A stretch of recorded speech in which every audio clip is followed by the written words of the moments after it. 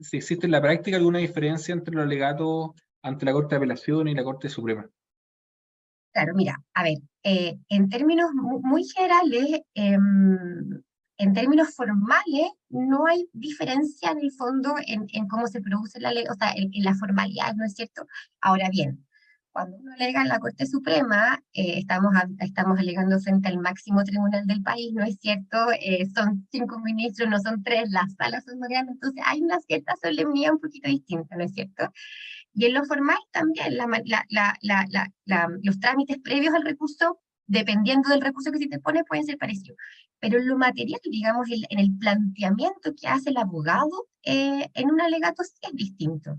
Porque como bien hablábamos, en la Corte de Apelaciones, la regla general, digamos, están los recursos de nulidad en materia laboral y en materia penal, ¿no es cierto? Pero en las apelaciones, la Corte de Apelación es un tribunal de segunda instancia, entonces revisa los hechos y el derecho, ¿no es cierto? Pero en la Corte Suprema, efectivamente, acá son derechos estrictos, entonces ya no va a haber una revisión de hechos y de derechos, sino que lo que yo me tengo que poner, lo que yo tengo que hacer como abogado, y de alguna manera darle cuenta a la Corte Suprema porque esa sentencia incurrió en un vicio, ¿no es cierto? ¿Por qué incurrió en el fondo una causal de nulidad, ya sea nulidad penal, nulidad laboral o en una causal de un recurso de ocasión en el fondo, ¿no es cierto?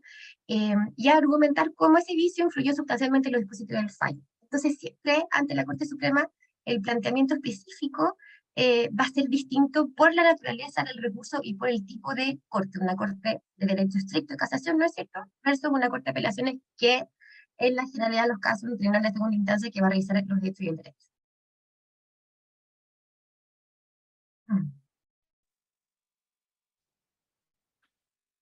Muchas gracias, Francisca. No sé si, María José, ¿quieres tú también precisar alguna cosa antes de que pasemos ya a algunos aspectos, a profundizar en algunos de los aspectos que han ido tocando? Sí, la verdad en ese sentido concuerdo plenamente con Francisca. Yo creo que las diferencias entre el alegato ante las Cortes de Apelación o la Corte Suprema viene dada más bien con la naturaleza de los recursos y justamente cómo conocen de los asuntos. En ese sentido, yo creo que desde el punto de vista de las formalidades no hay mayores diferencias, eh, por lo que no veo mayor trascendencia en esa distinción. Ahora bien, claro, tenemos que no olvidar la composición de las salas. En la Corte de Apelaciones no tenemos solo 3 ministros, en la Corte Suprema tenemos a más personas que convencer. Por lo tanto, yo creo que quizás desde mi perspectiva el desafío es aún mayor y por tanto la construcción del alegato también quizás en ese sentido podría ser incluso más amplia para fin de abarcar diferentes criterios y también diferentes posturas de los ministros que van a fallar del asunto.